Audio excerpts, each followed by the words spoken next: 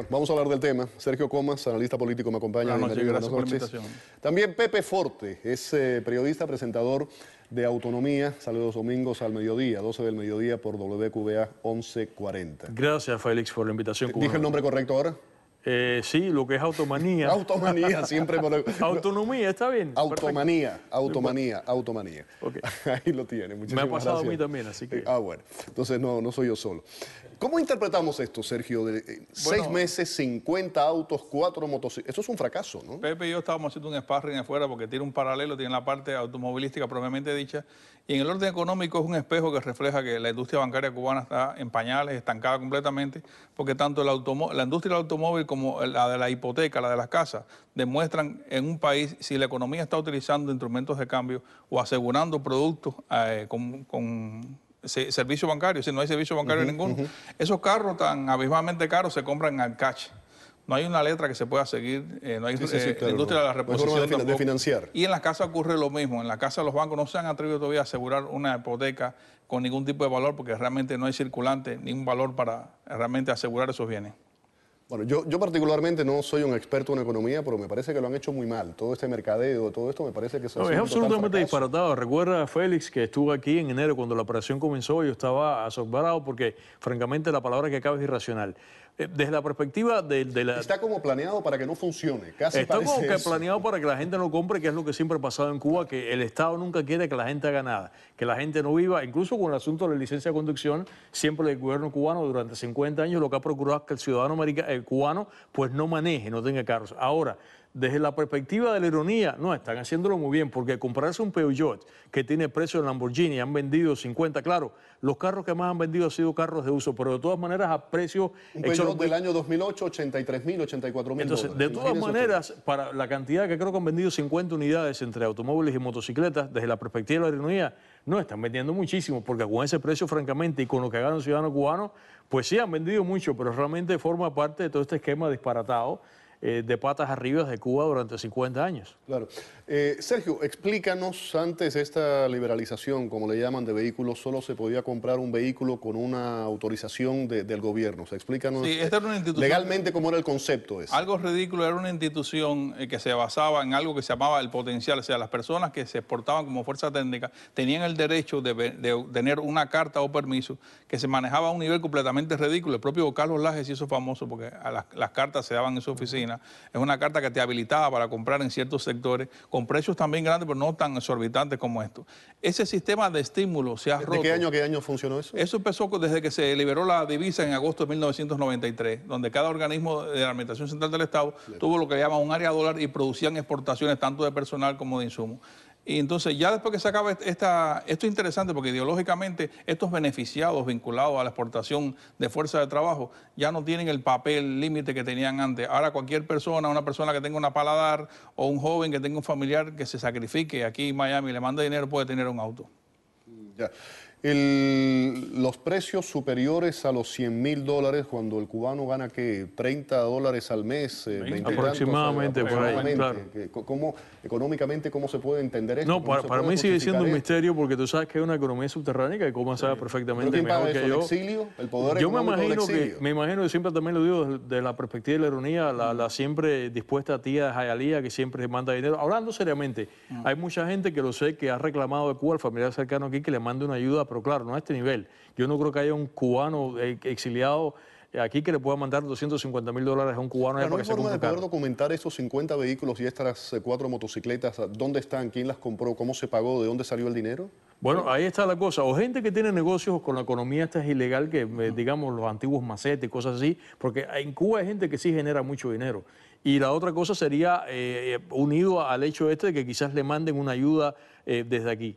Ahora, a mí lo que sí me sigue llamando muchísimo la atención, Félix, y a los televidentes es el hecho de la presencia de Peugeot allí, porque realmente, viniendo como vengo del mundo del automóvil en el asunto de cómo funciona el mercado, sé positivamente que ninguna compañía permite, si tú le compras la franquicia, que tú lo pongas a un precio disparatadamente alto porque la compañía lo que quiere es vender. ¿Cómo se explica esto entonces? Yo tengo que reconocer que le he perdido el rastro, que estaba haciendo una investigación que la detuve, Pero yo lo que supongo, acaso esté equivocado, que el gobierno cubano compró un número de Peugeots, puede ser en Panamá, o, sabes que eso mueve en el área esa del Caribe, entonces compró un lote de vehículos y los trajo, entonces lo vende ahora bajo su nombre. Ahora, ¿por qué Peugeot permite eso? O no lo sabe, o simplemente como está jugando Peugeot como tantas otras compañías que lo que están es esperando a que ese gobierno se acabe de caer para cuando se caiga por lo menos estar ahí. Y entonces, en el afán de eso y en la perspectiva de eso, toleran lo que haya de prensa en todas partes del mundo. Toleran lo que haya que tolerar por el hecho de estar ahí. No, pero me voy en la variante que da Pepe de haber comprado lotes. Eso ocurre mucho porque el Peugeot está en Cuba presente en el mercado restringido desde el principio de la década del 90. Y fíjate que ahora mismo que se está presentando un juicio en Cuba contra Sicto Mayán, que es el armenio que ha fundado casi toda la industria pesada en Cuba referente a agricultura, era el representante de Hyundai legítimamente. Se han dado problemas en Cuba con derechos de autor, con patentes y cosas. Cuba no respeta nada de aquello. Y en una ocasión, uno que se decía representante de la zona y no lo era.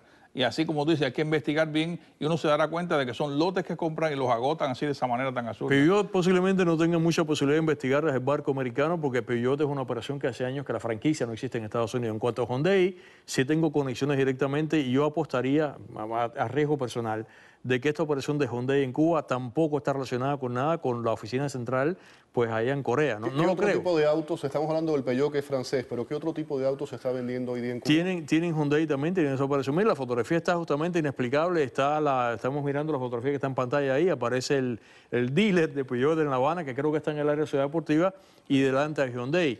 Yo recuerdo, y ustedes conocen mucho más el tema que yo, específicamente tú, Pepe, en los 60 que se vendían Volkswagen, yo lo recuerdo, no se vendían, no. Llegaron al país, vamos a ponerlo de esa forma, no se vendían, llegaron al país y lo usaban ciertas y determinadas personas, Volkswagen y Alfa Romeo. Alfa Romeo llegó en el año 69 con una gran compra que hizo él, que recuerda que habilitó a las grandes empresas cubanas, habilitó además, por primera vez fue controlado la palabra taxi, hizo un programa aparte en Cuba con los taxis que puso. Y además él mismo anduvo, Castro anduvo en Alfa Romeo, que no sé cómo con 6 pies y tanto cabía detrás ahí. En 1750. En 1750 con carrocería de Bertone. Y después, la primera vez que se comenzó a vender en Cuba, porque el Che Guevara paró una pequeña operación de estímulos que había en el 62 para los cañeros. ¿Te acuerdas de aquello? Al principio, 60, 61, 62. Che Guevara paró eso. Entonces, la primera vez que se vendieron carros en Cuba a la ciudadanía común fue en el 74, que trajo el Chugulí soviético, o era la primera edición del Fiat 125. Y el Fiat 125 y el Peugeot 504, que era argentino, que vino un poquito después. Esa fue la primera vez que se le vendió al ciudadano cubano vehículos en Cuba. Ahí estamos viendo en pantalla toda una serie, a ver si podemos ponerlos de nuevo, una serie de vehículos que se venden, también hay autos de segunda mano. Se puede estar creando un mercado paralelo con todo esto. ¿Quién compra esos vehículos? ¿Cómo se envían? ¿Cómo llegan a Cuba? Es otro gran misterio, Félix. De uso estoy hablando ahora, de uso. Parte de esto puede ser que provenga de las entidades crecientes que hay en Cuba, un Volkswagen, por ejemplo. Negocios. Ahí está. En primer lugar, muchos de esos vehículos puede ser que sea parecido a la operación de aquí con compañías como el caso de AutoNation y todo eso. Puede ser que, digamos, sean los vehículos desmovilizados que compra Cuba para mover en las flotas de turismo. Esa podría ser una alternativa. Pero durante mucho tiempo hubo también, por ejemplo, españoles, yo conocí personalmente uno que se acercaban a los organismos que tenían relaciones con el MINVE, lograban una autorización, importaban de los propios rastros de España, por ejemplo, lotes de vehículos que estaban completamente usados y los importaban, hacían alguna donación de una ambulancia o una guagua de transporte para un organismo y lograban poner esa plaza y a través de autos internacionales me vendían esos carros usados. Creo que la mayoría en este caso proviene de esto que acabo de decir, que proviene de los carros, vamos a decir así, desmovilizados de turismo que están constantemente reemplazando hasta donde pueden esa flota de vehículos y posiblemente una gran parte venga de ahí justamente. Tema interesante. Y otro ángulo de todo esto, los autos esos tradicionales, los antiques que le llaman aquí, todos los Thunderbirds, los Chevrolet, Chevrolet, Ford, en fin. Los años 50, de toda esa época, aquí valen un dineral. Tú sabes mucho más que yo de esto, lo que le llaman autos con músculo, muscle cars. Muscle cars, que es el segmento que fundó en el año 64 el Mustang, que fue imitado después en el 67 por el Camaro. No, Cuba no llegó a conocer eso. Lo que está pasando en Cuba, que es muy interesante, lo que estábamos mirando. Pero la pregunta que te quería hacer, perdóname, ahora regresas con tu idea. Esos autos, ese mercado de autos que es codiciado aquí en Estados Unidos, en Cuba posiblemente nadie quiere esos autos. ¿Se puede crear también un mercado de venta de ese tipo de vehículos No, antiguos? sí lo hay. La gente... Como ha sucedido, por ejemplo, con los portocarreros y los Lambs y todo eso. Sí lo hay. La gente sí quiere eso. Sí, existe todavía. Y además, para mi sorpresa, incluso he discutido con gente que viene de Cuba y me han demostrado que en este momento los hay, para mi sorpresa, que están en lo que se llama aquí showroom condition, o sea, carros totalmente restaurados de una manera espectacular. Ahora, lo que está pasando muy simpático, que me da mucha gracia, porque vi un documental justamente ahora, que en Cuba están haciendo NASCAR. Ese es el NASCAR cubano. Están tomando sus autos y los están alterando y entonces están haciendo carreras. Pero NASCAR con autos antiguos. Bueno, es que el origen de NASCAR es ese. NASCAR nace a finales de los años 40, principios de los 50 en Estados Unidos, cuando un par de norteamericanos en una pradera por ahí, un carro de producción, un Hudson, el carro de producción lo preparaban para correr. Entonces, ahí nació NASCAR. De manera que esto que está pasando en Cuba es el nacimiento de NASCAR. Agarran esos cacharritos veteranos gloriosos del pasado, los preparan y entonces están corriendo. O sea, es el NASCAR cubano. ¿De qué otra manera? Otro ángulo más de todo esto. ¿Quién asegura todos estos vehículos? No, yo no sé si tú sabrás, que Cuba creó por primera vez en el 79 y se anunciaba en la revista Opina como una gran cosa. La primera, ESEN, estaba ESEN, Empresa de Seguro Estatal Nacional. Pero las quejas eran constantes, Pepe, porque la gente chocaba y el seguro no pagaba meramente nada de eso. Y la gente se quejaba de que para qué pagan el seguro. Y además, ¿quién va a asegurar un Peugeot a $83,000? No, la otra cosa, en Cuba nunca prosperó en el Consejo de Ministros la discusión sobre el seguro obligatorio como es en los Estados Unidos. Claro. Se oponían Carlos Rafael Rodríguez, básicamente, y mucha gente con fundamentos de que no debería ser. Eso nunca prosperó, es bien raro. Bueno, ha sido buena pregunta la del seguro. No, eso vamos a investigar. Hay que darle seguimiento. Gracias a los dos, Sergio, Pepe, gracias por haber estado aquí. Vamos a la pausa. Al regreso vamos a hablar de militares chavistas que están responsabilizando al gobierno de Maduro del fracaso de Venezuela. Pero antes, una estudiante de Texas causa indignación en Internet al jactarse de sus trofeos de caza. Ahí está. Un movimiento de internautas exigió expulsar de Facebook a Kendall Jones, una estudiante en la Universidad de Texas Tech que publicó en la red social fotos de sus trofeos de caza tras un safari en África. Jones se fotografió junto a los cadáveres de leones, búfalos, leopardos, elefantes e hipopótamos, incluso junto a un rinoceronte blanco, especie en peligro de extinción. Ella insiste en que lo que hace es lo mejor para los animales de las reservas de África, porque a veces no hay suficiente espacio para todos. Vamos a hablar ahora de Venezuela. Es un placer tener aquí en los estudios a Rafael Poleo, Rafael, director del Nuevo País de la revista Z. Bienvenido aquí al programa, gracias por acompañarnos. Hemos hablado muchísimo a través de este tiempo de lo que está ocurriendo desde el punto de vista social, político, económico en Venezuela. Vamos a una serie de declaraciones de funcionarios cercanos a Chávez que han criticado la gestión de Maduro recientemente. Incluso, no sé si lo vio hace 4 o 5 días atrás, una declaración del vicepresidente Rangel, que también la vi ligeramente crítica al gobierno. Y hay militares chavistas que acompañaron a Chávez durante la intentona del 92 que se están distanciando de Maduro. Si ponemos todo esto junto, ¿qué ve usted? ¿Qué interpreta de todo esto? En primer lugar, había una contradicción desde el principio en por lo menos 2 grandes sectores del chavismo. Después estos sectores se dividen en subsectores, pero estaban los militares nacionalistas, que no son necesariamente de izquierda, que hicieron el pronunciamiento, el intento de golpe o el golpe fallido del 4 de febrero de 1992, encabezados por Chávez, arrastrados por Chávez con un señuelo nacionalista, para nada se hablaba de comunismo, y los grupúsculos de izquierda y los aventureros y algunos que son en realidad de extrema derecha, como los que están con el fundamentalismo árabe, islámico. Y esa alianza, mientras hubo dinero, pues siguió amalgamada, pero cuando se acabó el dinero empezaron a aparecer las contradicciones y a echarse las culpas de lo que había pasado. ¿Qué es lo que está ocurriendo ahora? Pero después hay otro factor. Cuando se acaba el dinero, y Venezuela no está ni siquiera en capacidad de alimentar a Cuba, con la cual está comprometida a un nivel de 8.000 millones, 8 billones de dólares al año, que en realidad se vuelven 10 o 12, ¿no? Claro. Con la dinámica del traslado de dinero y de bienes, se convierte en mucho más. Entonces, Raúl Castro, que ahora está negociando su capitulación, la capitulación de Cuba con la Unión Europea, eso es un proceso que empezó en marzo oficialmente, en marzo pasado. Con el tema del levantamiento de la posición común y han estado negociando Y todo esto. esa negociación significa nada más que la extinción del modelo económico socialista. En la parte política hay el compromiso, dijo el vocero, la vocero, porque es la baronesa Ashton de la Unión Europea, que es condición indispensable el restablecimiento de los derechos humanos y de las libertades individuales, y no al concluir las negociaciones, sino en el curso de ellas, de manera que, como las negociaciones están en marcha, hemos de suponer que empezaremos a ver decisiones concretas ya acordadas con la Unión Europea para el restablecimiento de los derechos humanos y las libertades individuales en Cuba. Pero mientras tanto, Venezuela, ¿qué? ¿Qué es lo que económicamente le interesa a Europa?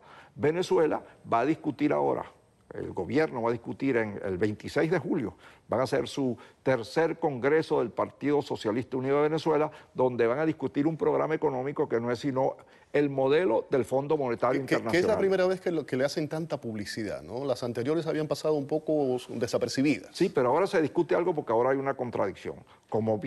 Para imponer el modelo del Fondo Monetario Internacional, que es un modelo capitalista neoliberal, sin duda. diríase que extremo, es lo que algunos llaman el capitalismo salvaje, despiadado. Bueno, para imponer eso han tenido que echar a la gente de izquierda, que había mandado 15 años, al mentor de Chávez en materia de economía, que era el doctor Giordani. Lo han echado y el doctor Giordani al irse ha dicho que la culpa la tiene Maduro por incompetente y Rafael Ramírez por ladrón, el presidente. Ahora, déjeme preguntarle, Poleo, algo. A estas alturas, como usted dijo, la fiesta terminó. La economía está mala, hay una implosión social, 15 años de una gestión desastrosa en todos los aspectos. ¿Están tratando ahora de bajarse del desastre? Porque esto no lo hizo solamente Maduro. Esto es el resultado de 15 años de una pésima gestión que empezó con Chávez. El responsable es Chávez. Claro. Porque Maduro recibió hace menos de 2 años un juego perdido.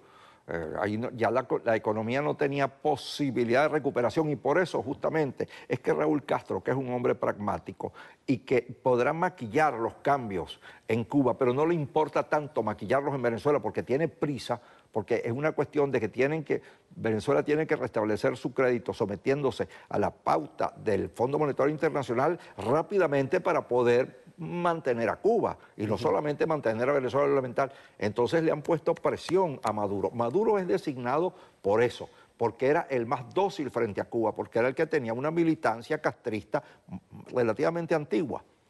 Correcto.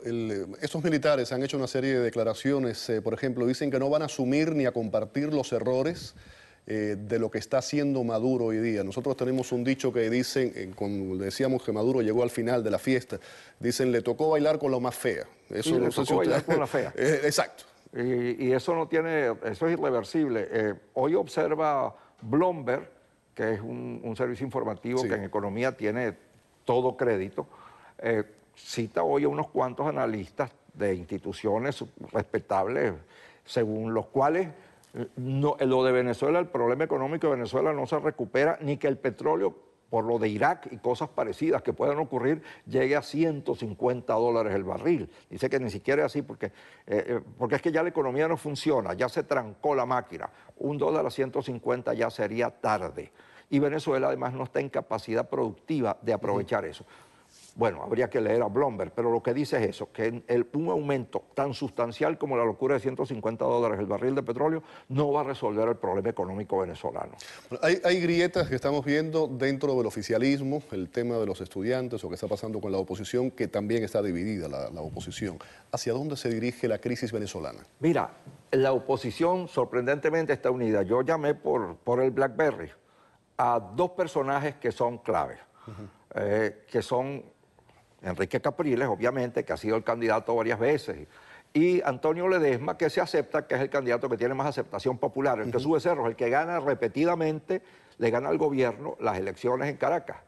Y les dije, mira, ¿cómo estás viendo esto? Como tú me estás preguntando, ¿cómo va? ¿Cómo estás viendo las cosas? Cuando los dos, cada uno, por supuesto, en una llamada distinta, coincidían las versiones, me terminaron de responder, les dije, mira, yo voy a convertir esto en una entrevista contigo. Confía en mí que yo, por supuesto, no, lo que tú digas. Entonces hice 2 entrevistas que en realidad convertí en preguntas y respuestas lo que iba conversando con ellos o lo que ellos me iban diciendo. Y las publiqué en la edición de Z que está circulando esta semana, que circula desde el viernes. Hoy me llamó Capriles, por cierto, para agradecerme que la entrevista había terminado, había tenido muy buena aceptación, porque los dos hablan de la necesidad de la unidad y de permanecer dentro de la MUD, que es el centro de unidad, que tiene los defectos que tiene que tener un organismo donde hay 7 partidos, 7 intereses políticos distintos, que además están oliendo ya la salida, están oliendo un panorama mejor, y eso les excita. Pues. Pero esa salida, Poleo, ¿cómo la ve? ¿Constitucional? ¿De qué forma? Mira, no es que yo sea maniático de una salida electoral, no es que yo no crea en la eventual utilidad de un golpe militar, pero el golpe militar en Venezuela no es factible, ni en América Latina. En primer lugar, los militares saben que si ellos le sacan las castañas del fuego a los políticos después los van a perseguir. ¿Y por qué lo saben? Porque es lo que han hecho en Chile, lo que hicieron en Argentina, lo que hicieron en Uruguay. Ellos no van, hoy en Centroamérica están enjuiciándolos. Los militares no pueden derrocar un gobierno, cambiar un régimen, si no es por la fuerza. Y la fuerza supone matar gente, porque eso es lo que los militares están entrenados para hacer. La solución va a ser política y va a ser el año 16, en las elecciones del año 16. Y todavía en las elecciones parlamentarias del año que viene. Pero hay algo muy importante.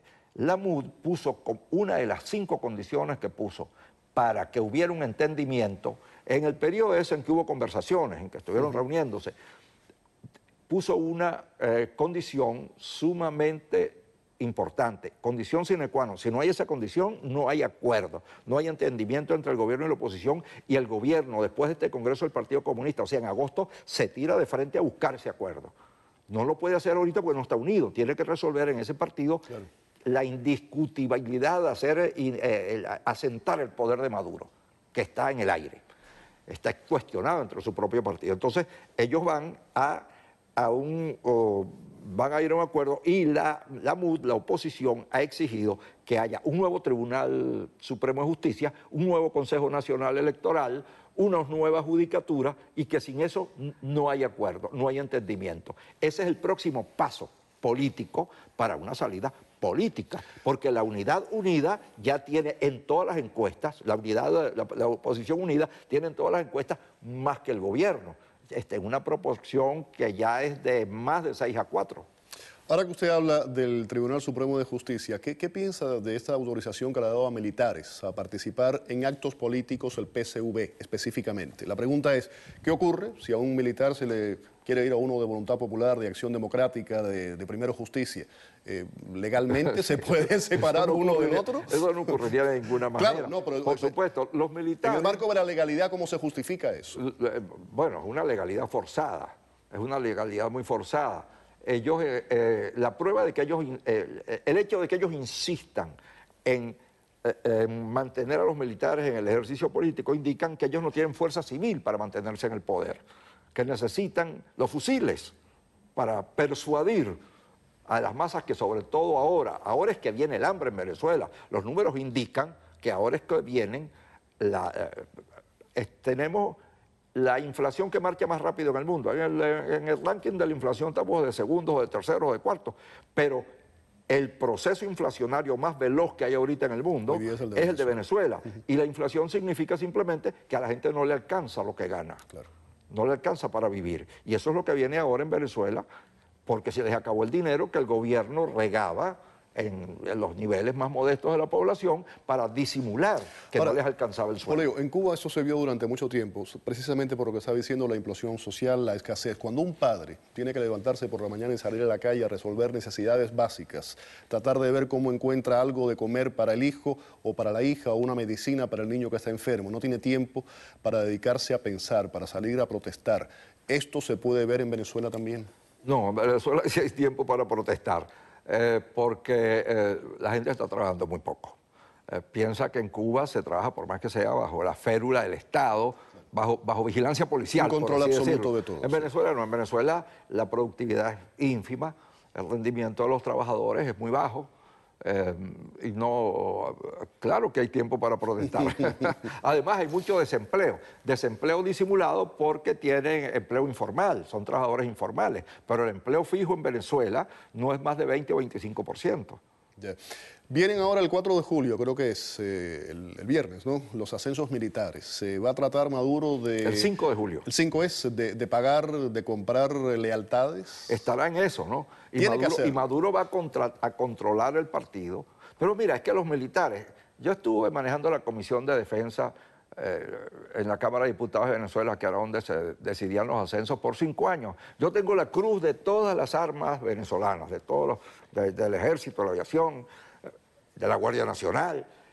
El militar se ha burocratizado, obligado por las circunstancias, no profesionalizado, sino burocratizado, cuidar el buró, cuidar la silla, cuidar el puesto, de una manera que ya es una segunda naturaleza.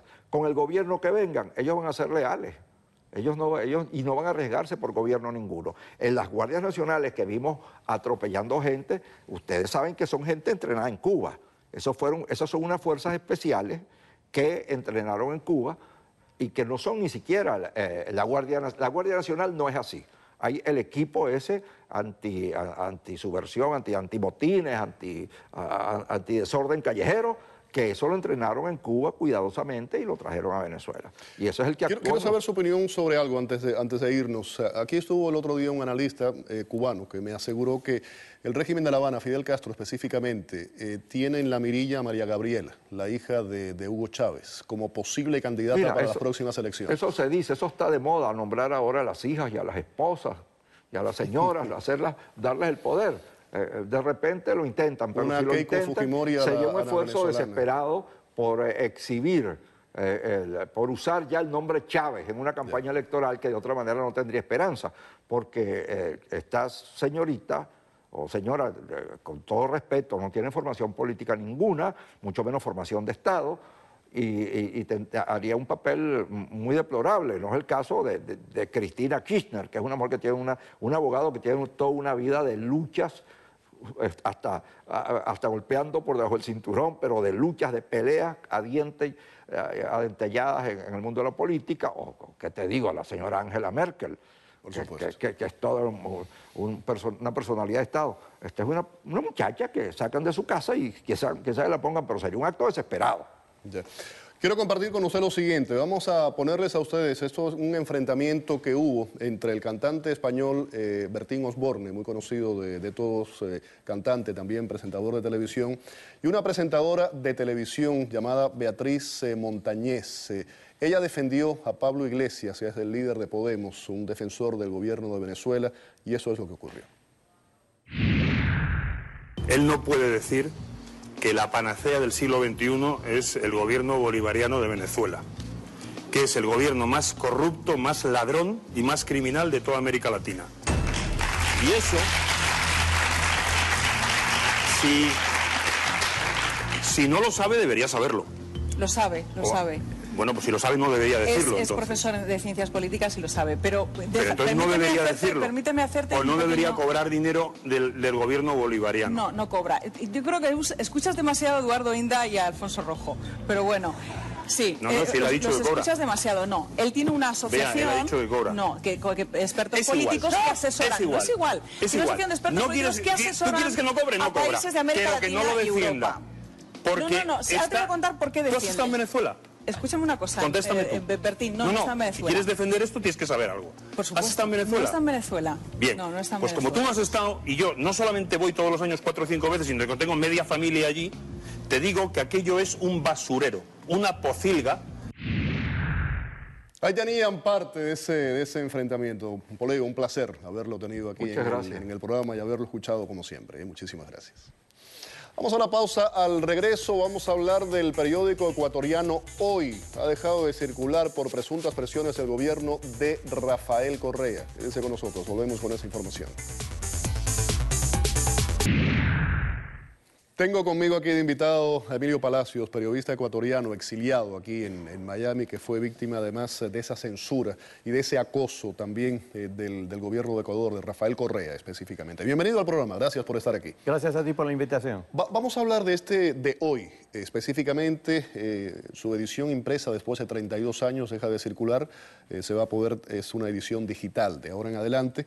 El director habla de un boicot publicitario y habla de regulaciones restrictivas de la ley de comunicación.